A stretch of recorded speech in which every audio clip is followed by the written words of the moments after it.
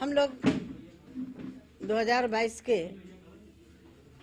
चुनाव में हैं और आपके बीच में मैं जब कुछ बात करने के लिए आई हूँ, उसके पहले मैं आप सबका स्वागत करती हूँ, अभिनंदन करती हूँ।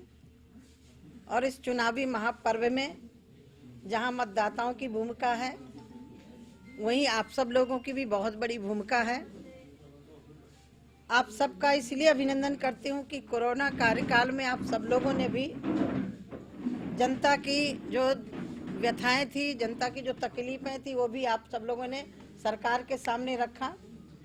और मेरा मानना ये है कि जब दर्पण साफ होता है तो चेहरा नजर आता है, दिखाई पड़ता है। और मैं हमेशा बोला करती हूँ कि चेहरा नजर आता है जब शीशा साफ होता है। तो आप लोग एक तरह से स्तंभ हैं इस भारत के, जहाँ न्यायपालिका, कार्यपालिका, विधायिका, वहीं आप सब लोग। उस कोरोना कार्यकाल में बहुत सारे लोगों ने अपनों को खोया भी है, अपनों से बिछुड़े भी हैं, क्योंकि उसके बाद पहले मैं आपके बीच में पहली बार प्रेस करने के लिए आई हूँ। इसलिए उनके परिवारों को ईश्वर से प्रार्थना करती हूँ कि संकट की घड़ी में उन परिवारों को धैर्य दे ईश्वर। आप सब लोगों से भी मेरी अपील है कि आप सब लोग भी कोविड की गाइडलाइन को आप पालन करते हुए अपनी प्रेस को जारी रखेंगे। हम लोग सम्मान करते हैं सबका।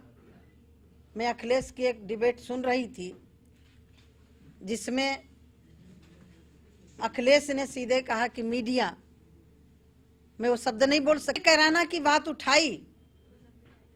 मैं विधानसभा की सदस्य थी उस टाइम। वहां के हिंदू परिवार पलायन कर रहे थे, घरों में लिख दिया था उन्होंने कि ये घर बिकाऊ है। किसके कारण? उन लोगों के कारण जिनको सपा ने टिकट दिए हैं। इससे परिचय होता है कि सपा सरकार गुंडे और माफियों की एक टोली है। यदि नहीं माने तो आप देख लीजिए, चाहे मथुरा का कांड हो, चाहे बुलंदशहर का कांड हो, चाहे मुजफ्फरनगर का हो, चाहे शामली का हो, चाहे सहारनपुर का हो, कहीं का भी दंगा हो। पलायन रोका तो ऐसी क्या वजह थी कि अमित शाह को कैराना में जाना पड़ गया? अमित शाह हमारे गृह मंत्री हैं, कहीं भी जाएंगे। निषाद पार्टी से आपका गठबंधन हो गया है, तो क्या लग रहा है इस बार जितने भी केवट है वो क्या भाजपा को वोट करेंगे? पहले नहीं किया क्या? 2014 से 17 के बीच में, 18, 19 से 20 में जितने भी चुनाव हुए हैं, ये सपा वाले भूल जाएं। मैं उस समाज से ताल्लुकात रखती हूँ, मुझे मालूम है। यदि आपको प्रमाण देखना है तो जहानाबाद विधानसभा में बसपा ने निषाद को टिकट दिया था, उसके बावजूद भी 70-80% निषादों ने भारतीय जनता पार्टी के पक्ष में वोट दिया था। जीडीपी जो ये तो है, उसके बारे में अभी मैं प्रदेश के चुनाव के संबंध में पूछिए। देखिए, एक तो आपको मालूम है कि कोविड 2020 में आया, पूरा विश्व हिल गया। हम लोग 2022 के चुनाव में हैं और आपके बीच में मैं जब कुछ बात करने के लिए आई हूँ, उसके पहले मैं आप सबका स्वागत करती हूँ, अभिनंदन करती हूँ। और इस चुनावी महापर्व में जहाँ मतदाताओं की भूमिका है, वहीं आप सब लोगों की भी बहुत बड़ी भूमिका है। आप सबका इसलिए अभिनंदन करती हूँ कि कोरोना कार्यकाल में आप सब लोगों ने भी जनता की जो व्यथाएं थी, जनता की जो तकलीफें थी, वो भी आप सब लोगों ने सरकार के सामने रखा। और मेरा मानना ये है कि जब दर्पण साफ होता है तो चेहरा नजर आता है, दिखाई पड़ता है। और मैं हमेशा बोला करती हूँ कि चेहरा नजर आता है जब शीशा साफ होता है। तो आप लोग एक तरह से स्तंभ हैं इस भारत के, जहाँ न्यायपालिका, कार्यपालिका, विधायिका, वहीं आप सब लोग।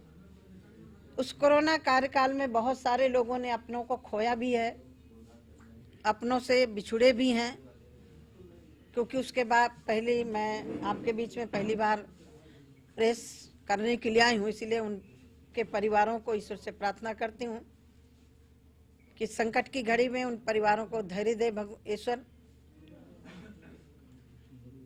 आप सब लोगों से भी मेरी अपील है कि आप सब लोग भी कोविड की गाइडलाइन को आप पालन करते हुए अपनी प्रेस को जारी रखेंगे। हम लोग सम्मान करते हैं सबका। मैं अखिलेश की एक डिबेट सुन रही थी जिसमें अखिलेश ने सीधे कहा कि मीडिया, मैं वो शब्द नहीं बोल सकती, शायद आपके संज्ञान में होगा, जिसमें बहुत तीखी नोक-झोंक हुई थी। आप लोग बहुत संघर्ष करते हैं। इस संघर्ष के क्षण में आप सब लोगों ने अपने जीवन को डाउनलोड करें अमर उजाला ऐप और पाएं खबरें लगातार। अगर आप ये वीडियो YouTube पर देख रहे हैं तो हमारे चैनल को सब्सक्राइब करें और बेल आइकन को दबाना ना भूलें। अगर आप Facebook पर ये वीडियो देख रहे हैं तो हमारे पेज को लाइक करें।